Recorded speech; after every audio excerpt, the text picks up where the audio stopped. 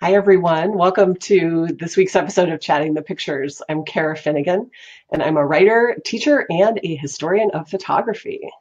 And I'm Michael Shaw, and I'm the publisher of Reading the Pictures.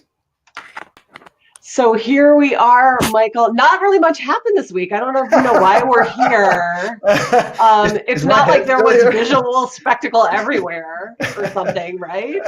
Oh, I goodness, think my goodness, goodness.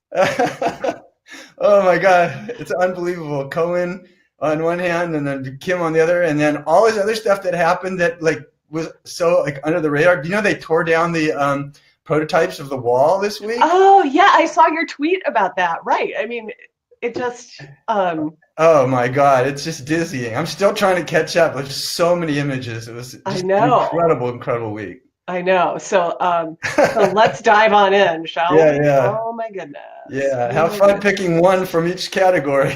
Yeah, yeah, seriously, seriously. So speaking of our categories, and again, the news, there was a lot of news. So we have selected this photo as the photo this week where we'll talk about how a news photo tells a story. Yeah, this was taken by Saul Loeb for AFP. The caption reads, North Korea's Kim Jong-un and US President Donald Trump are meeting for a second day of talks in Hanoi. Trump appeared to temper expectations of any major breakthroughs, while Kim promised to do my best. A lot of the photos that came out of this event looked like this, which I thought, sometimes you talk about, are you catching someone at an awkward moment, or is it fair? I feel like I can pretty safely say after cruising the interwebs that these are fair representations of at least what these photo ops look like. To me, the first thing I did when I saw this picture is I wanted to like print it out and then fold it in half Oh, great. because the two, Yeah, they're totally mirroring each other. I mean, yeah, if you look from the outside in, you've got the hands on the knee, the other hand, the elbow. I mean, metaphorically, there's a number of things you could say about that, right? yeah. Um, are they all the same? Is it artificial? I mean, and then again, the facial expressions, which I know you're going to want to talk about because you are like nonverbal guy, right? And but just that kind of mirroring component just really struck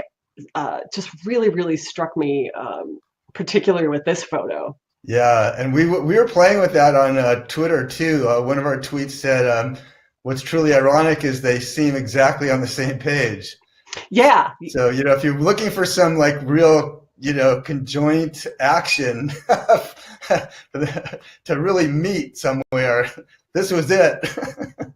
yeah, yeah, Infertility. yeah, yeah, and and again that body language and and then to me too, just the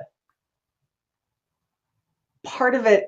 I think part of the artificial nature of it is just the symbolic trappings, right? The sort of fancy seeming table that maybe is topped with marble, the maybe fancy seeming velvety looking chairs, and then obviously, the flags everywhere. Um, I mean, this almost looked to me like a piece of performance art.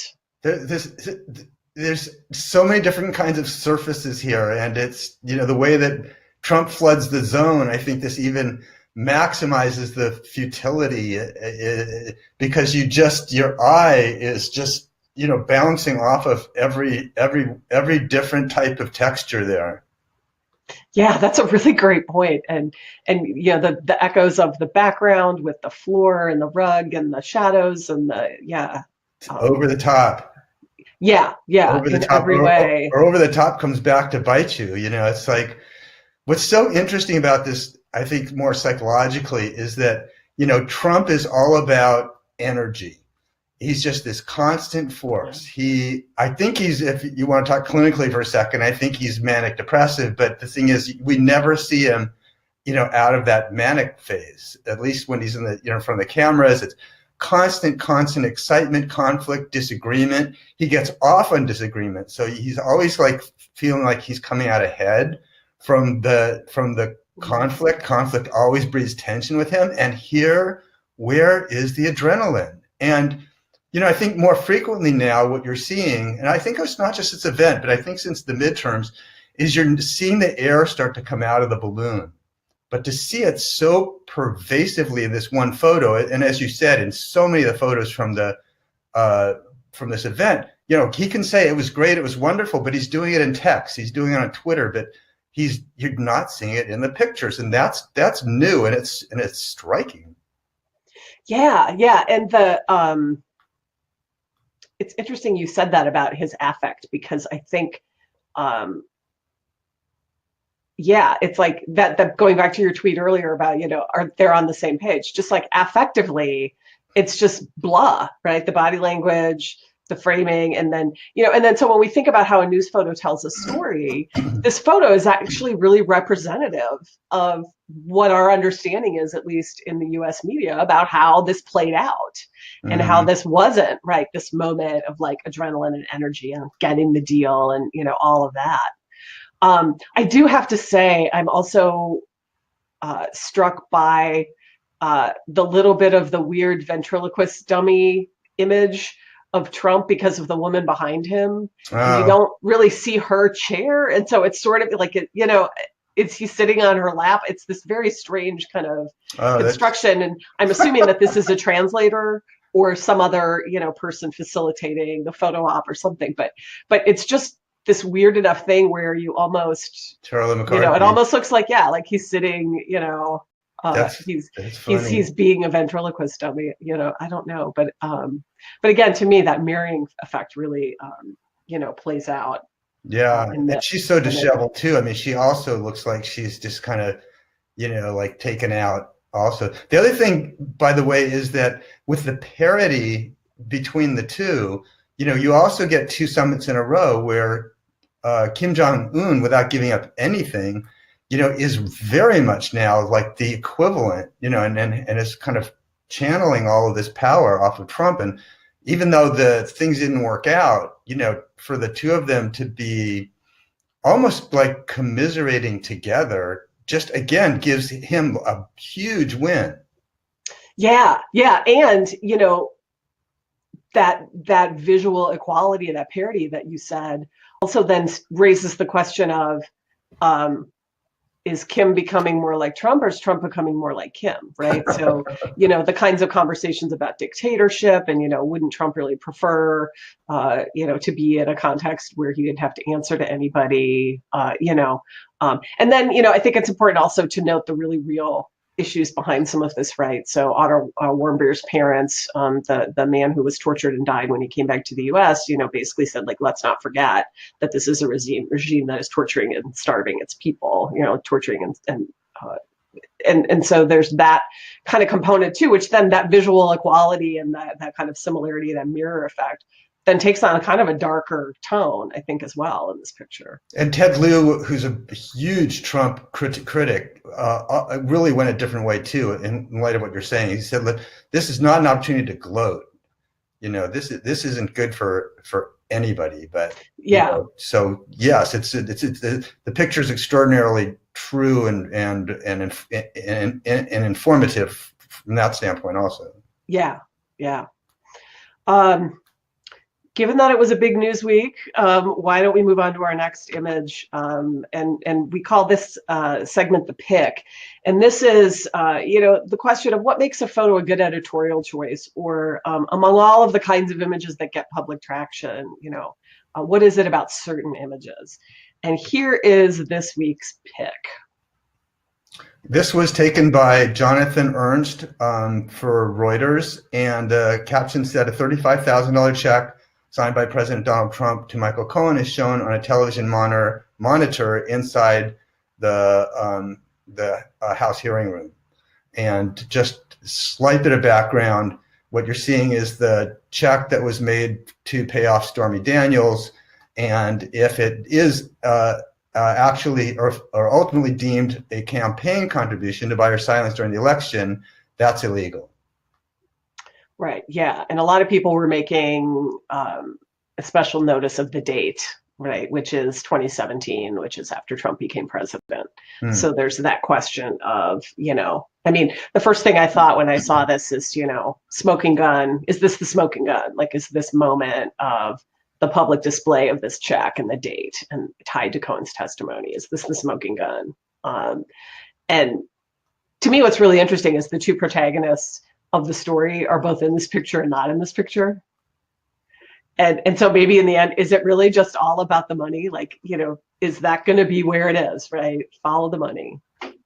It's really great that you have a photo like this that does not have the actual visage of any of these players, because politics right now has become so much about personality, and then it becomes about drama, and then it becomes also somewhat about entertainment. And so, to have Trump appearing here, more, in terms of this documentary fashion, I think it's actually very helpful, and I think it's why the photograph, or many people took this scene, but why it's circulated so widely, because it's a way to separate out, the facts from the drama and the rhetoric, which has been impossible for that to happen. So the fact that this starts to put some daylight between the two makes it, I think, a very important, maybe one of the most important pictures of the week. Yeah, and particularly, I think, because of that drama and the focus on the personality, and also because Cohen lied to Congress before, right? That and that was kind of I think, largely unproductive attack that the Republicans took in the committee was, well, he's a liar, you don't know what to believe. But again, so the focus on that documentary evidence, the focus on the money, the focus on, the thing, right? The, arguably, the proof or potential proof, that I think you're right. I think in some ways this is one of the most important pictures of the week. So what do we make about the juxtaposition of the check with the folks at the bottom? I've been thinking a little bit about that. Besides Trump hanging over everybody's heads? That's good. Yeah, right? Yeah. I mean, I don't know exactly who all these folks are. My guess is they're probably young congressional staffers. Yeah, I think so. Are they at work, or are they crammed into the hearing room? Because this would totally be a place you would want to be, to watch it all go down. I'm not sure kind of how people got access. But they're carrying a lot of documents for several. Yeah, so yeah, and the other thing I thought too was how much of what we see is just always unfolding on screens now. So that the other thing that this photo does, I think, and then one way to read the body language of the two guys on the lower right is to say that they might be looking at their phones, right? That's sort of the looking at your phone body that's interesting. Position, necks down, eyes down. How interesting. And so, to what extent is just all of this always unfolding on screens at all times, right? So, maybe they're, is that guy on the right, is he monitoring Twitter, or are they, trying to pay attention to how things are going down in the public sphere while this event is happening? You don't know, but it just kind of triggered for me this sense of, the check on the screen, the giant screen hovering over everything. As you said, Trump kind of hanging over everybody. Trump is always this mediated spectacle. You're going to believe me or your own eyes. yeah. So that was part of it too, for me. I like the demographics here too. They're staffers, they're young, and especially when you get the prospect of Warren and Bernie, and and it's, and this whole and in fact, the dynamic there with Ocasio-Cortez questioning Cohen and doing it very effectively. That you're also seeing this kind of gap, generationally, and how really depressing the world is right now. Also talking about how much the Green New Deal and global warming is it's going to break through. It's again, you see that kind of generational tension in this, which is, I don't know, it's kind of subtle, but I think it's there. Yeah, that's a really interesting point, and I think you're right that no one looks like they're having a lot of fun, right? So in other words, this is also pretty serious business. Yeah. What it is that we're talking about. Yeah. Shall we move on to other kinds of spectacle? Sure. Yeah, so our last image is a segment that we always call The Look. And there we are interested in how news photos can push the visual boundaries in a way that make us think differently about a story or an idea. And there's kind of two levels with this week's image in terms of the performance and then the photo of the performance. And so we might want to untangle some of that. But why don't you tee us up first with the info, Michael? This photo was taken by so many different people, and this version was taken by Josh Hainer for the New York Times, and that's very briefly captured Billy Porter being adjusted on the red carpet. We know that this was taken at the Academy Awards, and Billy Porter was a star of Kinky Boots, and I think I'm going to let you jump in. Yeah, I mean, so it's pretty crazy. This photo cost a lot, or the clothing, right? The appearance of Billy Porter on the red carpet in this essentially kind of tuxedo ball gown made by the designer Christian Siriano. Caused a big, huge stir. And also my sense is that he appeared pretty early on the red carpet. And so it was kind of like, whoa, everybody, you're kind of waiting for the big quote unquote stars to show up, the nominees and everything later. And then he appears and certainly makes a scene. And so, yeah, so there's the kind of drama of his choice to wear this gown. He talked a lot in interviews after about some of the reasons why he chose to do that. One of the things he said that I thought was particularly interesting was, having been on Broadway, having played in Kinky Boots, that as an older adult, and I would point out that he's in his late 40s. So there's also something really interesting to me about that this isn't kind of a young hotshot 20-year-old guy coming out and wearing this dramatic outfit at the Oscars, but it's somebody who has a very well-established career and who has been playing, right? He's been on this TV show Pose as well, which is about New York City drag balls in the 80s. And so he's been playing these characters, but he talked in these interviews about, having had those experiences, that he really felt like it was important to explore this in real life. Although we could say, Oscar life, I don't know how close Oscar and real life are, but that was interesting to me. And one of the things he pointed out particularly was, I'm really interested in challenging some of the pretty stereotypical ideas about Black masculinity, and the kind of fear of the quote unquote effeminate in hypermasculine culture in general. So there's that, and then there's the photo, right? Which, one of the reasons why I love this particular photo from this event is that person doing the work of getting the gown ready to be photographed, right? So you get this kind of gender juxtaposition. You have two men here, and you get this gender juxtaposition of, the person on the lower, right doing the work of getting the gown ready to be photographed. Because let's be clear, that's what the red carpet is about. It's about how things are supposed to look.